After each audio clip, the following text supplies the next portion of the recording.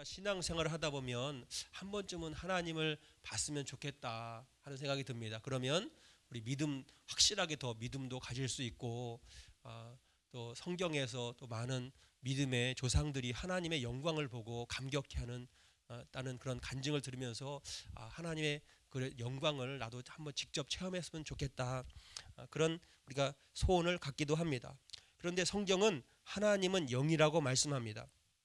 그 말은 하나님은 그 어떤 외적인 형태가 없다는 말씀입니다. 창세기 1장 27절에 하나님이 자기의 형상으로 우리 인간을 창조하셨다고 하셨는데 그 형상이라는 단어가 셀렘이라고 하는 히브리어로 셀렘이라는 단어입니다. 그 말은 어떤 물리적인 가시적인 형태나 요소가 아니라 비가시적인 눈에 보이지 않는 속성을 지칭하는 것입니다. 그래서 하나님이 우리를 자기의 형상을 따라 지으셨다 그 말이 그러면 하나님이 눈이 두 개고 코가 하나고 또 팔다리 사지가 있고 그렇다는 말이 아니라 하나님의 어떤 보이지 않는 내적 속성, 영적인 속성이 있는데 그것을 우리 안에 심어 놓으셨다는 말씀입니다. 물론 아담과 하와가 타락함으로 인해서 우리 안에 심겨진 하나님의 속성이 많이 손상되고 왜곡되었지만 그것이 모든 것이 다 사라진 것이 아니고 일정 부분은 남아 있습니다. 그래서 우리가 하나님과 영적으로 교감할 수 있는 것입니다. 어느 선교사님이 아주 경제적으로 어려운 낙후된 지역에 선교를 가셨다고 합니다. 그러니까 너무 가난해서 사람들이 거의 옷을 입고 있지 않고 거의 나체로 이렇게 다닌다고 해요.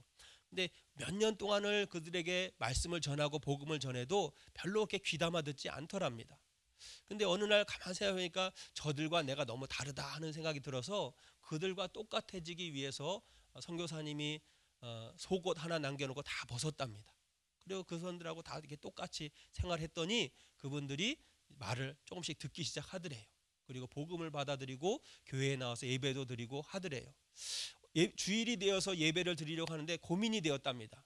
평상시처럼 옷을 벗고 예배를 인도해야 될 것인가 아니면 하나님께 예배 드리니까 그래도 좀 격식을 차려서 옷을 좀 제대로 이렇게 입어야 될까 고민을 하다가 그래 내가 평소 하던 대로 해야 되겠다 하고 옷을 다 벗고 강단에 올라가서 예배를 인도하려고 하는데 너무 부끄러워서 앞을 쳐다볼 수가 없어서 고개를 푹 숙이고 이렇게 성경을 들고 올라가서 성경을 펼치고 그래도 사람들 온 회중을 봐야 되니까 봤더니 사람들은 또 다 옷을 입고 있더랍니다. 자기 생각할 때 그래도 하나님 하는데 최소한의 예의는 지키자 해서 없는 옷을 다 이렇게 주섬주섬 입고 왔더랍니다. 그래서 너무 민망했답니다. 그런데 무슨 말이냐면 사람이 변하고 마음이 움직이고 감동되는 것은 우리의 능력이나 지식이나 경험이 아니라 우리의 사랑이 사람의 마음을 움직이고 감동시키고 세상을 변화시킵니다. 하나님은 사랑입니다. 하나님의 속성이 여러 가지가 있지만 하나님은 능력이 많은 분이고 거룩하신 분이고 공의로우신 분이고 완벽하신 분이고 많이 있겠지만 하나님의 속성 중에 가장 중요한 속성은 아마도 사랑이 아닐까 저는 그렇게 믿습니다.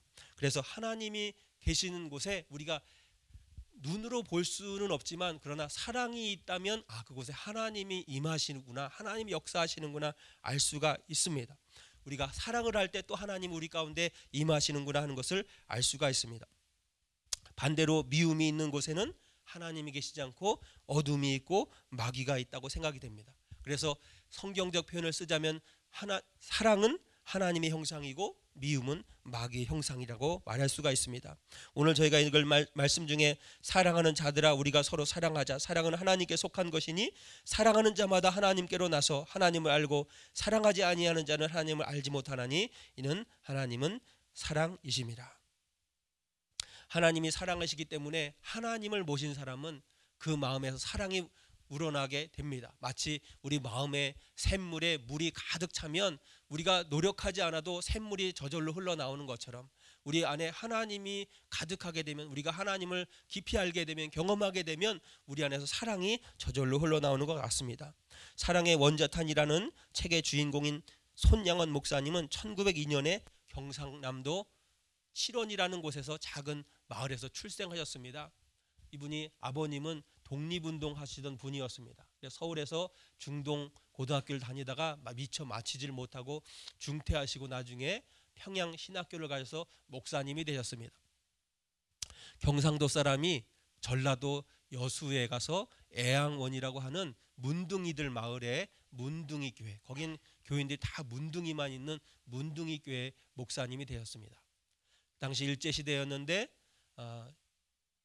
일본 신상에 교회에도, 당시에는 교회에도 예배를 드리면 교회 앞에다가 일본 신상을 만들어 놓고 그곳에 절을 하고 우상 숭배를 하고 그리고 예배를 드리게 하고, 그렇지 않으면 예배를 못 드리게 하는 시대였는데 그것을 반대하다가 5년 동안 옥살이를 하고, 그리고 1945년도에 해방 감옥에서 풀려나게 됩니다.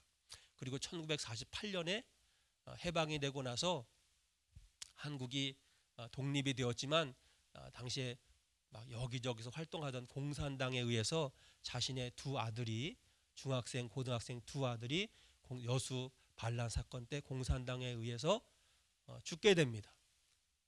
그런데 하나님의 말씀에 원수를 사랑하라고 하셨기 때문에 자기 아들을 죽인 그 공산당을 자기의 양자로 입양을 하게 되고, 2년 후에는 6.25가 터져서 공산당에 의해 순교를 당하십니다. 그리고 저게 숫자가 좀 잘못되는데 1995년도에 대한민국에서 그 독립운동하시고 한 공을 인정해서 훈장을 수여하게 됩니다. 제가 어릴 때 이분의 그 위인전을 읽는데, 이분이 가난한 시대잖아요. 일제시대에 가난하고 먹을 거 없고, 그런데 교회 사무실에 이렇게 앉아 있는데 아이들이 다 문둥병 걸린 부모 자식인 거예요. 근데 어떤 아이들은 그냥 멀쩡한 아이들인데 부모가 문둥병에 걸려서 그 교회 안에서 이렇게 있는데 시무룩하게 재미도 없고 하니까 목사님이 일찍부터 좀 머리가 벗겨지셨나 봐요. 젊은 나이임에도 머리가 벗겨지셨는데 그 아이들 기쁘게 해주기 위해서 교회 마당에 한 구석에 있던 밤나무 밑에 가서 일부러 한참을 서 계셨어요. 그때 조금 있다가 밤송이가 떨어져 가지고 목사님 머리에 떨어진 거예요. 그래서 아야 따가워 하면서 막 목사님이 교회 마당을 막 깡충깡충 뛰어다니는 것을 보고 아이들이 막 재미있다고 막 깔깔깔 웃으면서 박수를 치고, 아이들을 그렇게 즐겁게 해주기 위해서 목사님이 그렇게 하셨어요.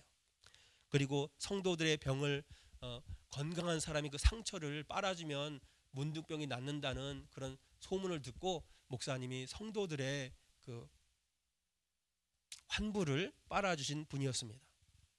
자기 두 아들이 공산당에서 죽었을 때 그 자기 아들을 죽인 장본인이 사형 집행을 당하게 됩니다. 근데 그곳에 찾아가서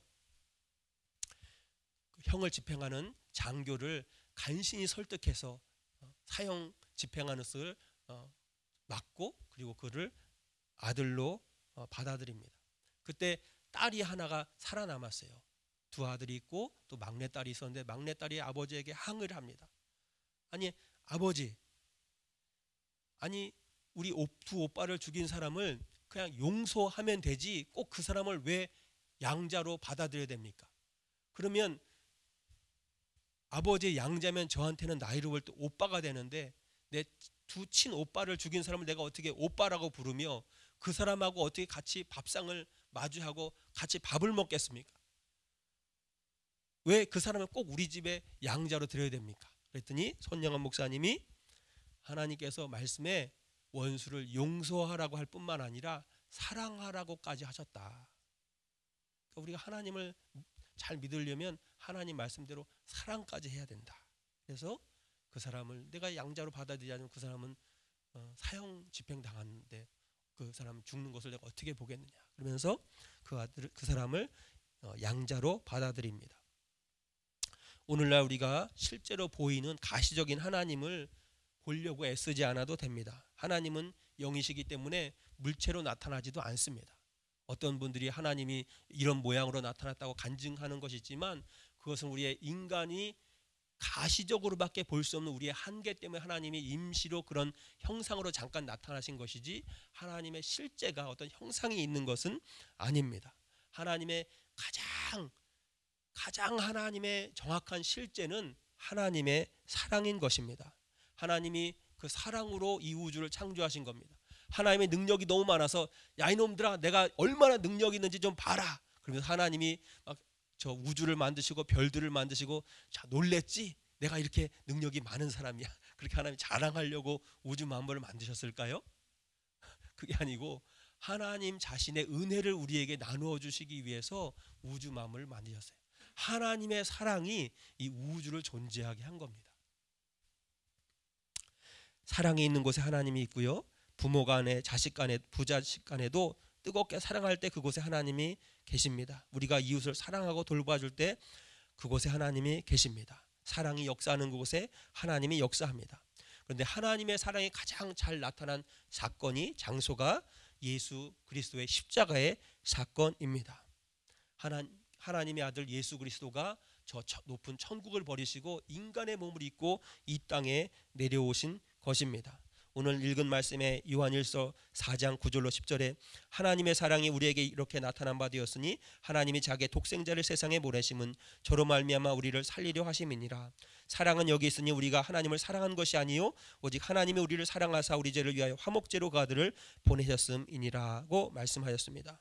하나님의 아들은 죄를 지은 적이 없고 그렇지만 우리의 죄값을 대신 담당하기 위해서 채찍에 맞으시고 십자가에 못 박히고 물과 피를 다 흘리며 죽었습니다.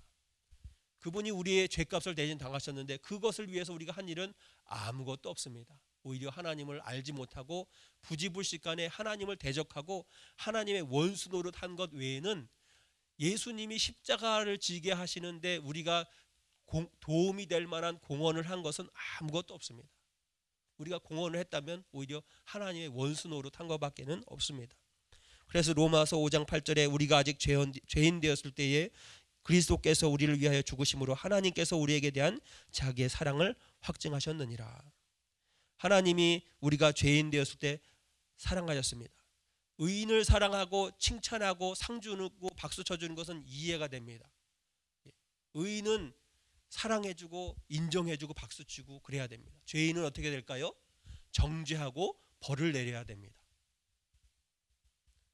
그런데 하나님이 우리가 죄인 되었을 때 우리에게 사랑을 베푸신 것은 사람의 계산과 세상의 지혜로는 이해가 안 되기 때문에 그것을 그냥 사랑이라고 부르는 겁니다.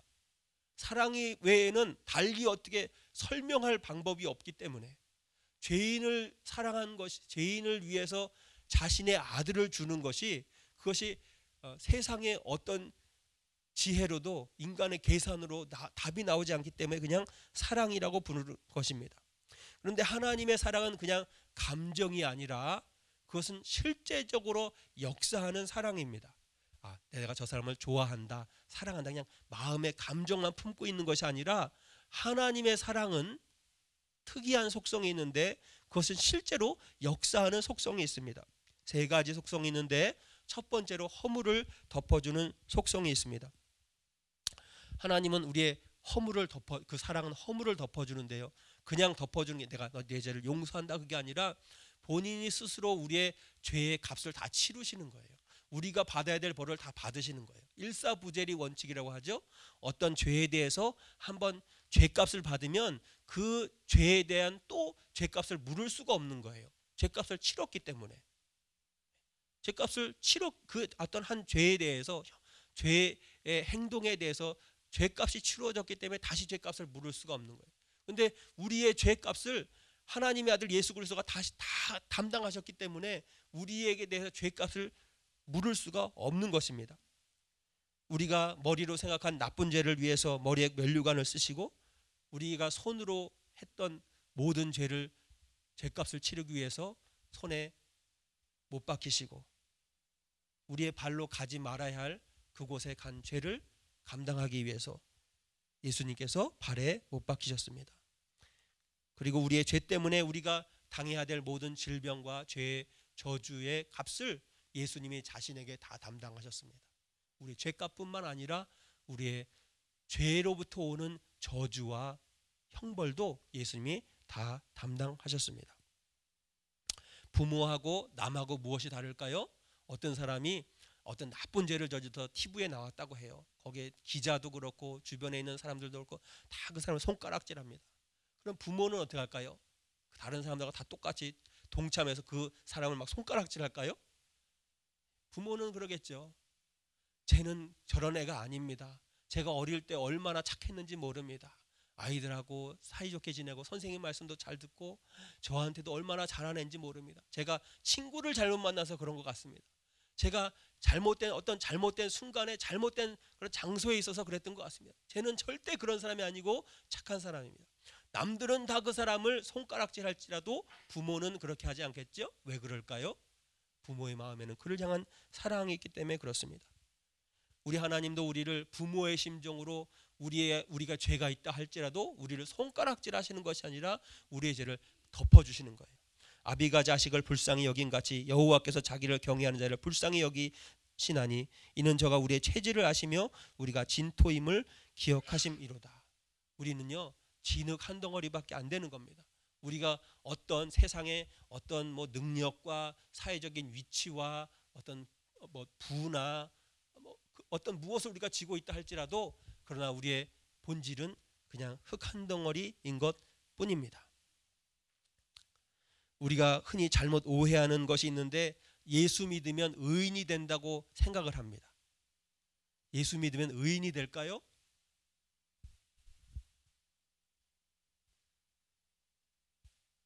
예수 믿으면 의인이 될까요? 마치 이런 거와 같은 겁니다. 제가 한국에서 태어나서 한국에서 25년을 살다가 미국에 왔습니다. 미국에 와서 어떻게 있다 보니까 영주권도 받게 되고 그 다음에 미국 아직은 시민권이 없지만 시민권을 딴다고 가정을 하겠습니다. 시민권을 딴다고 갑자기 영어를 잘하게 될까요? 시민권을 따면은 갑자기 김치가 싫어질까요? 시민권을 따서 미국 시민권이 됐다고 해서 갑자기 미국 문화로 제가 확 바뀌게 될까요? 예, 미국 시민권은 법적으로는 미국 시민일지 모르지만 이 속은 그냥 한국 사람이겠죠? 어떤 거지가 있습니다. 길거리에서 자라났어요. 막 자라나서 배우지도 못하고 말이 거칩니다. 길거리에 자라났으니까 생존하기 위해서 다른 사람 순간순간 다른 사람에게 해를 끼치기도 하고 거짓말도 하고 폭력적이고 그런 아이가 있다고 합시다. 어느 날 왕이 지나가다가 그 아이를 불쌍히 여겨서 왕궁으로 데려다가 왕자를 삼았습니다. 법적으로는 왕자가 되었습니다. 그 아이가 갑자기 바뀔까요? 행동이 갑자기 바뀔까요? 왕족의 기품을 알게 될까요? 교양을 알게 될까요? 법적으로는 왕자가 되어도 속은 바뀌지 않습니다. 우리가 예수님을 믿으면 의인이 될까요? 그렇지 않습니다. 여전히 죄인입니다. 무슨 말씀이세요, 목사님? 제가 용서받고 하나님의 자녀가 되었는데요. 예, 법적으로는 맞습니다. 법적으로는 맞습니다. 그런데 속이 변할까요? 여러분, 우리 안에 죄성이 갑자기 없어질까요? 예수 믿으면 갑자기 착한 사람이 됩니까? 우리 안에 여전히 이기적이고 음란하고 폭력적이고 도둑놈의 싶어가 있고 다 그렇습니다. 다만 예수님의 우리 죄값을 대신 감당하신 그 은혜를 우리가 입기 때문에 예수님의 보혈을 옷 입고 있는 겁니다. 옷을 입고 있는 거예요. 근데 옷을 벗으면 발가벗으면 내 자신이 드러납니다. 어떤 모습이 드러날까요? 죄된 나의 속사람이 그대로 드러나게 됩니다. 벗으면 부끄럽지요. 그래서 어떻게 해야 되죠? 옷을 입혀줘야 됩니다. 덮어줘야 됩니다. 허물을 가려줘야 됩니다. 무엇으로 덮어줄까요? 하나님의 자녀라는 옷을 덮어줍니다. 의인이라는 옷을 덮어줍니다. 의인이라는 옷을 의의 예수 그리스도의 보혈의 의의 옷을 우리에게 입혀줍니다. 그러나 그 옷이 나는 아닌 것. 본질적으로 자세하게 따지고 들면 예수님의 의의 옷, 여러분이 다 예수 믿고 구원받았다고 믿습니다. 여러분이 다 예수님의 의의 옷을 입고 있다고 믿습니다. 그러나 그 옷이 나는 아닌 겁니다. 본질적으로 그 옷이 나는 아닌 거예요. 우리가 죽어서 예수님 앞에 갈 때까지, 하나님 보좌 앞에 가서 우리가 우리 속살이 완전히 영화롭게 변화될 때까지 육신의 옷을 입고 있는 동안은 우리의 속사람은 뭘까요? 네, 죄인이에요. 날마다 조금씩 좋아지죠. 속사람이 날마다 조금씩 좋아지죠. 하나님의 말씀으로 성령의 은혜로 날마다 조금씩 좋아지긴 하지만 여전히 죽을 때까지 우리의 속사람은 죄의 속성이 그대로 남아 있습니다. 근데 하나님이 우리를 덮어주시는 거예요. 텍사스에 있을 때 어느 집사님이 저에게 와서 하루는 이렇게 말씀했어요. 목사님, 오늘 새벽기도 하는데요, 빛나는 옷을 입은 사람이요, 강단에서 제가 이쪽에서 이렇게 앞에 나와가지고 무릎 꿇고 기도하고 있었는데 빛나는 옷을 입은 사람이 어떤 분이 와가지고 저한테 하얀 옷을 입혀주셨어요. 그런 일이 있었냐고. 그건 또 뭘까? 그리고 성경 막 이렇게 읽다 보니까 이사야 61장에 그 말씀이 있더라고요. 내가 여호와로 말미암아 크게 기뻐하며 내 영혼이 나의 하나님으로 말미암아 즐거워하리니 이는 그가 구원의 옷을 내게 입히시며 의의 겉옷을 내게 도하심이 신랑이 사모를 쓰며 신부가 자기 보석으로 단장하게 하셨음이라. 하나님 우리에게 구원의 옷을 입히시고 의의 겉옷을 입혀주시는구나. 근데 그거를 환상으로 이렇게 보여주셨구나.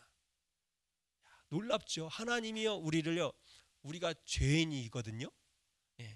속사는 죄인, 알고 보면 다 죄인인데 하나님 우리를 사랑하셔서 우리를 죄인으로 이렇게 막 빨가벗겨 두는 게 아니라 우리에게 구원의 옷을 입혀주시고 의의 겉옷을 입혀주시는 거예요. 그래서 언뜻 보면 겉에 보이는 옷만 보이는 거예요. 저 사람이 예수 믿는 사람이구나, 하나님의 자녀구나, 예수의 보혈로 죄 용서함 받은 의인이구나, 그렇게 보이는 거예요. 근데 영안이 탁 열리면 어떻게 될까요? 그래서 기도 많이 하면 막 그 사람의 속이 보인다 그러잖아요.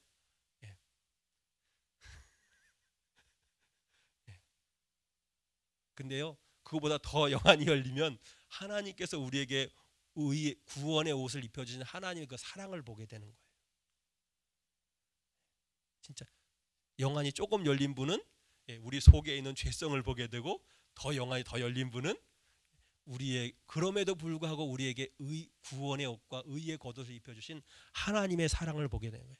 우리 속사람을, 우리 속에 있는 죄의 속성을 보는 게, 그게 진짜 영안이 열린 게 아니고, 그럼에도 불구하고 우리에게 구원의 옷을 입혀주신 하나님의 사랑을 보는 게 진짜 영안이 열린 거예요. 우리는요, 하나님처럼 누구에게 구원의 옷을 입혀줄 수는 없어요. 우리가 누굴 구원할 수는 없어요. 그러나 우리가 그래도 조그만 옷은 입혀줄 수 있어요. 집사님의 옷을 입혔어요. 집사님, 집사님. 어떤 분은 저 집사 아닌데요, 이럴 수도 있어요. 그래도 집사님처럼 되시라고 집사님 이렇게 불러주는 거예요. 집사님 오늘 반찬이 너무 맛있었어요 하고 음식 잘하는 옷을 입혀드리는 거예요.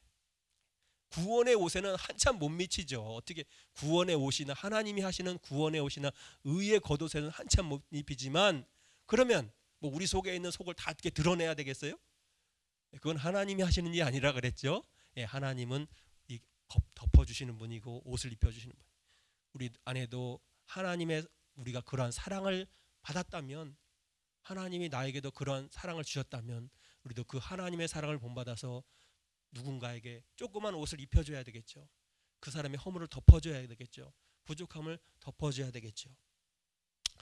하나님의 사랑은 덮어주시고, 두 번째는 자유케 하십니다. 갈라디아서 5장 1절에 그리스도께서 우리로 자유케 하려고 자유를 주셨으니 그러므로 굳세게 서서 다시는 종의 멍에를 매지 말라. 하나님은 우리를 속박하시는 분이 아니라 자유케 하세요. 죄에서, 돈과 명예와 사람의 속박에서 자유롭게 하십니다. 진정한 사랑은 풀어놓고 자유케 하는 것이지 속박하고 억압하는 것이 아닙니다. 하나님은 우리의 자유를 존중하시는 분이에요. 존중하신 분이고, 우리도 마찬가지로 다른 사람의 자유를 존중해야 되는 것입니다. 마지막으로 하나님의 사랑은 치유하시는 분이에요. 그냥 내가 저 사람 사랑만 한다, 이 감정을 가지는 게 아니라 실제로 그 사람의 상처를 치유하고 새롭게 하고 회복시키고 일으키시는 그 사랑입니다. 시편 103편의 내 영혼아 여호와를 송축하라. 내 속에 있는 것들아 다 그 성호를 송축하라. 내 영혼아 여호와를 송축하며 그 모든 은택을 잊지 말지어다. 저가 내 모든 죄악을 사하시며 내 모든 병을 고치시며 내 생명을 파멸해서 구속하시고 인자와 긍휼로 간을 씌우시며 좋은 것으로 내 소원을 만족케 하사 내 청춘으로 독수리같이 새롭게 하시는도다. 하나님은요, 우리의 마음의 상처도, 우리의 환경의 상처도, 관계의 상처도 치유하시는 분이에요. 하나님, 우리가 다 상처를 받아요. 알게 모르게 상처를 받는 거예요. 알게 모르게 상처를 받는 거예요. 왜냐하면 이게 다 고슴도치 같아요. 고슴도치. 그래서 가까이 하다 보면 가까이 하다 보면 서로에게 상처도 내고 상처를 받는데, 그러나 하나님은 우리의 상처를 치유하시는 거예요. 그분의 사랑이 우리의 마음의 상처를 치유하시고 관계의 상처를 치유하셔서 우리를 새롭게 하시고 강건하게 하십니다. 그래서 우리가 상처받은 사람이 상처 입은 채로 남아있으면 하나님의 사랑을 전하기가 어려워요. 그런데 그 상처가 치유되고 나면 다른 사람의 상처를 치유하는 데 쓰임받을 수가 있습니다. 박효진 장로님이라는 분이 있는데요, 서울구치소 경비대장을 지내신 분입니다. 오랫동안 명목상의 신자로, 이름만 타이틀만 신자로 살았습니다. 평신도 3년, 그리고 집사로도 9년을 섬겼지만 실제로는 하나님을 알지 못하고 성령을 경험하지 못하고 살다가 어느 날 성령을 체험하게 되고 진짜 성도가 되었습니다. 성령을 체험하고 나니까 술잔을 보기만 해도 소름이 끼치고 담배 냄새를 맡으면 막 어지러워서 막 기어다녔다 그래요. 근데 그분이 그 전에 2년 동안 감옥에 간수로 있으면서 가만 생각해보니까 여기에 들어온 놈들은 다 나쁜 놈들이거든요. 다 다른 사람 눈에 피눈물 흘리게 한 나쁜 놈들이니까 이 놈들을 내가 아주 잔인하게 대해야 사회 정의가 실현이 되고 이놈들 혹시라도 마음을 고쳐먹고 세상에 나가면 또 좀 착하게 살까 싶어가지고 정의의 사도가 되자. 그래서 2년 동안을 그 감옥에 있는 죄수들을 아주 그냥 잔인하게 대했다는 거예요. 근데 그 사람을 잔인하게 대려니까 보통 마음으로는 안 돼서 아주 마음을 강하게 먹고 잔인한 마음을 먹고 그냥 그 사람들을 아주 잔인하게 대했다. 근데 그 사람들에게만 마음을 잔인하게 먹으려고 그랬는데 어느 틈에 보니까 자기 아내에게도 자녀들에게도 너무나 마음이 강팍해져 있더라는 거예요. 사람의 아픔을 같이 공감하지 못하는 너무나 마음이 강팍한 그런 마음이 되어 있더래요. 그러다가 자기도 모르게 자기가 너무 그렇게 짐승 같은 사람이 되어 있었는데, 그러다가 성령을 받고 나니까 자기가 너무 변화되고 그 죄수들을 보면 너무 불쌍히 여기는 마음과 연민과 긍휼의 마음이 생기더랍니다. 근데 성령의 은혜를 받고 나니까 제일 먼저 생각나는 사람이 자기 아버지가 생각이 났대요. 자기 아버지가 그렇게 폭력적인 사람이었답니다. 중학교 때 아주 아버지 기침만 들어도 자다가도 잠이 벌떡 일어날 정도로 아버지는 너무 폭력적이고 너무 자기의 상처를 많이 준 분이었대. 자기가 중고등학교 때 세상에 제일 부러운 사람이 아버지 없는 친구들이 제일 부러웠답니다. 저 친구는 도대체 무슨 축복을 받고 태어났길래 아버지가 없을까? 나도 아버지가 좀 없었으면 좋겠다. 그런 소원을 갖고 태어났답니다. 아버지는 너무 주사가 심하고 너무 가정폭력이 심한 분이라. 그래서 아버지에 대한 상처가 너무 많았는데 예수 믿고 은혜를 받고 나니까 예수 안 믿는 아버지가 너무 불쌍하게 여겨지고 아버지 생각하면 눈물이 났대요. 어느 날 기도를 오랫동안 하고 용기를 내서 부산에 있는 아버지에게 전화를 걸었답니다. 따르릉, 여보세요. 아버지, 저 효진입니다. 아버지 사랑합니다. 미친놈 끊어라.